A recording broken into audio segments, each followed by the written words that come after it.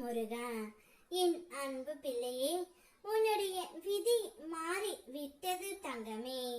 நீ இத்தனை நாட்களாக நான் எவ்வளவு கஷ்டப்படுகின்றேன், எப்பொழுதுதான் எனக்கு விடிவு காலம் வரும், என்னுடைய பிரச்சனைகள் அனைத்தும் எப்போது முடிவு பெறும் என்று தானே காத்து இருந்தாய். அந்த நாள் இப்பொழுது வர போகின்றது பிள்ளையே. உன் விதியை அனைத்துமே அப்பா நான் மாற்றிவிட்டேன்.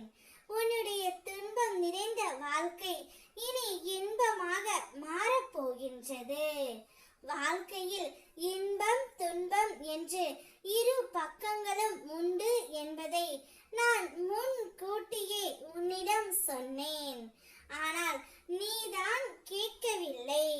எனக்கு துன்பம் மட்டுமே இருக்கின்றது, இன்பமே என்னுடைய வாழ்க்கையில் இல்லை என்று இவ்வாழ்க்கை நினைத்து சலித்து கொண்டு இருந்தாய் அல்லவா?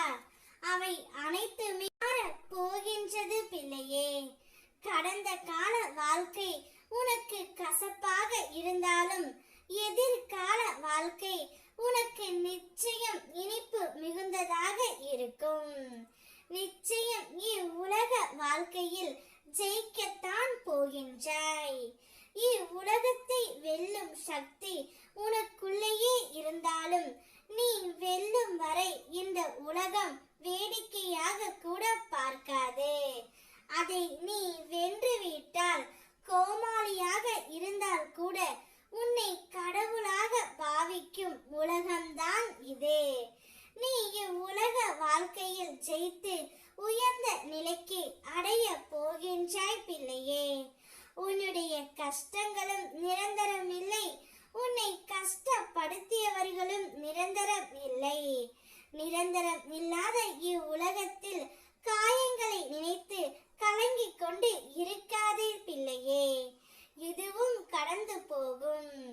இன்று இருக்கும் நிலைமையை பார்த்து நாளை தீர்மானித்து விடாதே. ஏனென்றால் உன்னை உருவாக்கிய எனக்கு உன் நிலைமையை மாற்ற ஒரு நொடி போதுமானது. அந்த வினாடியை நான் உனக்கு கூடிய விரைவில் எடுத்துக்கொண்டு உனக்கான வாழ்க்கையை உனக்கான விதியை மாற்றப் போகின்றேன். உன்னுடைய உள்ளத்தில் நிலையான நிம்மதி பிறக்க போகின்றது. உன்னுடைய வாழ்க்கையில் பல அற்புதங்கள் என் அருளால் நடக்க போகின்றது. ஆனந்தமாகவே நீ இருக்க போகின்றாய். என்னை நம்பியவர்களை நான் ஒரு நாளும் கைவிட்டதே இல்லை. உனக்கான பரிசை நான் கொடுப்பேன். உன் விதியை நான் மாற்றி எழுதுவேன். உன் விதியை சரியாக எழுதி உன் வாழ்க்கையில் சந்தோஷத்தை மட்டுமே நான் நிலைத்திருக்கும்படி செய்வேன். ஓம் முருகா.